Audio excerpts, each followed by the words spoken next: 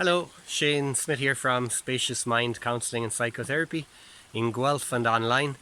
I'm just out for a hike on this lovely trail by this lovely stream. I probably hear the uh, sound of it in the background. So I just wanted to chat really briefly about mindfulness and one of the kind of problems that I see with mindfulness. And it's not really a problem, it's more that there's a lot of misconceptions about what mindfulness really is.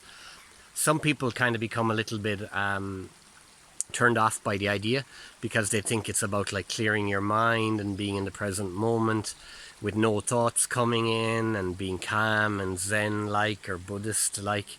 And for a lot of people, me as well, that's very kind of off-putting because I don't know about you, but my mind is very, very active and always thinking. So when somebody mentions mindfulness, or when somebody used to mention mindfulness to me, I used to think, well, maybe that's for other people who've got calmer minds. My kind of hyperactive brain with anxiety, it's always thinking about the future and thinking about the past.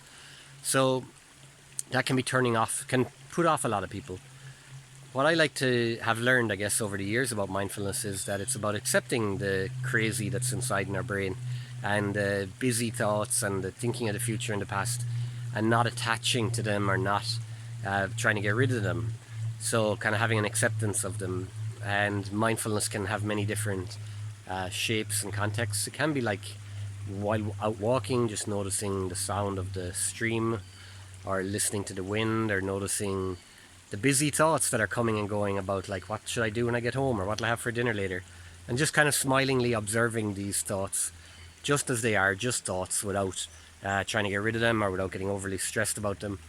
And even if you do get stressed or anxious about them, it's kind of like, oh, I'm getting stressed and anxious, and where in my body does that feeling kind of live and what's that like. And so just having that gentle awareness of what's happening in the mind and in the body without judging it, without trying to get rid of it. And for a lot of people, that in itself can be very, very difficult. So it's really important to kind of do it with a gentleness or a compassion or a softness, and not to think that it's something we have to achieve. Instead, to view it as something that we're practicing and trying.